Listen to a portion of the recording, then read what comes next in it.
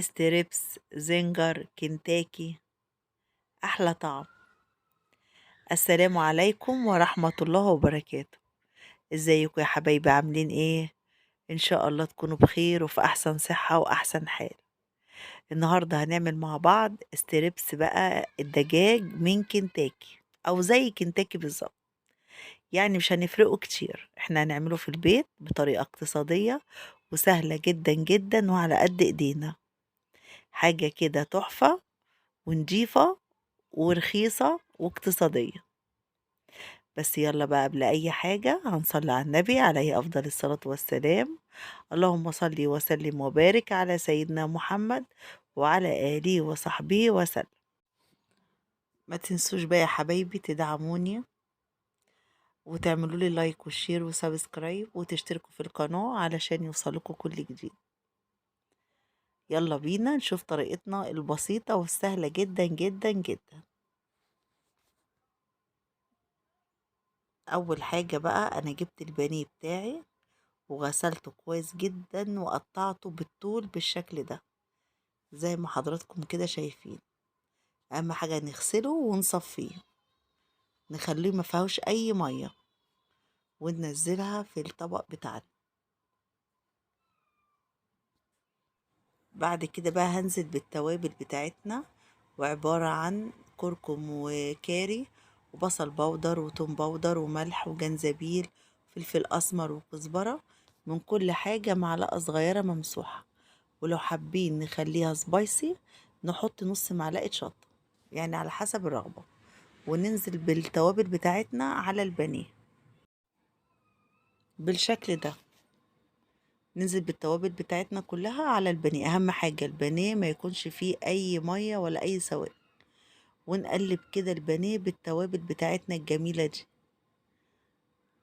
وهنسيب البانيه منقوع في التوابل دي نص ساعة، اقل حاجة نص ساعة. كل ما بيقعد كل ما اللحم كده بياخد طعم التوابل، بيبقى جميل جدا.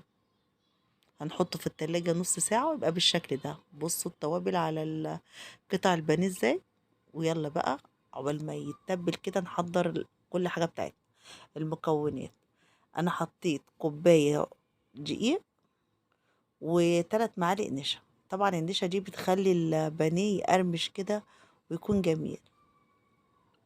واحط بقى التوابل زي ما حطيتها على البانيه: كركم وكاري وبصل بودر وتوم بودر وملح وكزبرة. وهنقلبهم على الدقيق والنشا.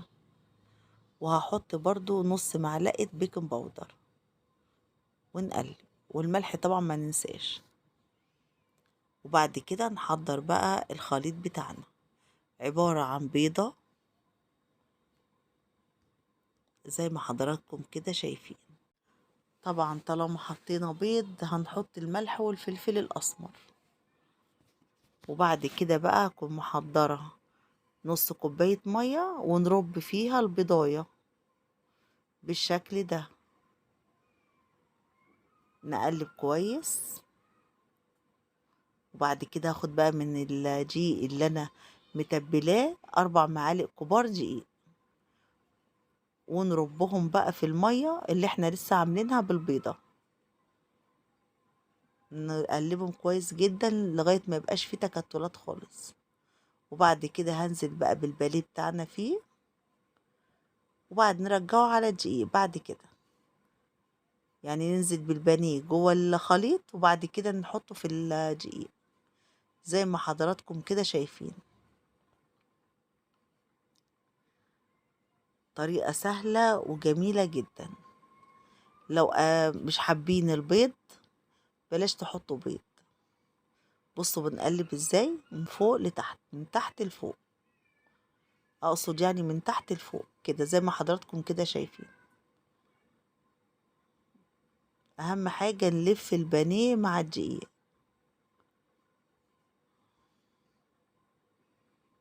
ما بدهاش بقى، هنقلبهم بايدينا. نفضل نقلب كده عشان الدقيق يمسك في البانيه بتاعنا. اهم حاجة ان البانيه يبقى ناشف ونكون غاسلينه ومصفينه كويس جدا. لو حابين تستغنوا عن البيضة بلاش منها خالص، ممكن تحطوا مية ومعاها التوابل والدقيق، أنا بعمله كده دايما، بس النهاردة حبيت أغير وحطيت بضاية يعني. كل ما بنزود أي حاجة بتبقى يعني بنزود القيمة الغذائية بتاعتها. يعني ولادنا يعني أحلى حاجة عندنا، فاحنا بنعمل لهم أحلى ما بنقدر نعمل. بصوا مخربشة وجميلة ازاي، جميلة جدا جدا. بصوا، ستريبس ستريبس، كنتاكي كنتاكي، كي اف سي، مش هتفرقوها عنهم خالص، كلهم واحد طبعا.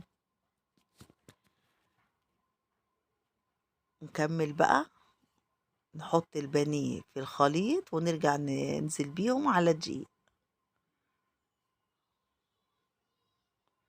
الوجبات غالية جدا الجاهزة، فاحنا على قد ما نقدر بنقتصد ونعمل كل حاجة حلوة لولادنا في البيت. الوجبة بقى بالشيء الفلاني دلوقتي، فعلى ايه احنا نعمله في البيت وبأقل التكاليف. ونقلب كده، بصوا كويس كده، ونروح بقى نحمر. اهم حاجة اللي احنا نقلبه كويس عشان الدقيق يمسك فيه ويكون مخربش بالشكل ده كده. بعد ما خلصته بقى اكون مسخنة الزيت على نار متوسطة، وننزل بقى بالستريبس بتاعنا. النشا بقى اولا بتخلي الزيت ما بيتوسخش، ثانيا بتخلي الحاجة اللي بنحمرها بيها بتكون مقرمشة كده وجميلة. نقلب بقى.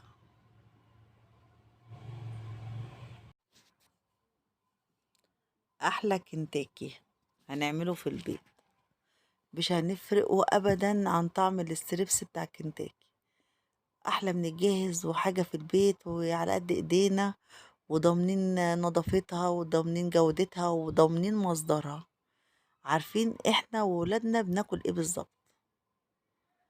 هنقلب كده كويس.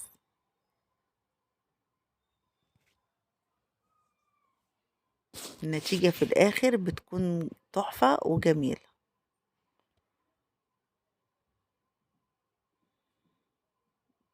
الشوكة بقى كانت قصيرة.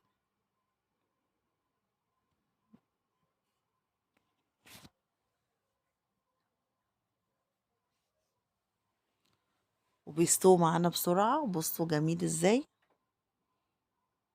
بصوا تحفة بجد، لونه جميل ومقرمش وحلو جدا جدا، وطعمه كمان هيعجبكم جدا جدا. أتمنى إنكم تجربوه، أتمنى إن حضراتكم تجربوه، هيعجبكم جدا إن شاء الله. بصوا لونه جميل بجد وتحفة بجد. وادي النتيجة مع بطاطس بقى محمرة، تحفة تحفة تحفة. بصوا اللون، بصوا الشكل واللون جميل جدا جدا. بصوا بقى من جوه كمان مستوي ازاي، بس عشان سخن، ابيض ومستوي وجميل جدا وتحفة جدا جدا. اتمنى بقى ان الطريقة تكون عجبتكم، واتمنى ان حضراتكم تجربوا الطريقة. ولو عجبكم بقى الفيديو وعجبتكم طريقتي، ما تنسوش بقى تعملوا لي اللايك والشير وسبسكرايب وتشتركوا في القناة وتدعموني، واهم حاجة تفعلوا زر الجرس علشان يوصلكوا كل جديد. والسلام عليكم ورحمة الله وبركاته.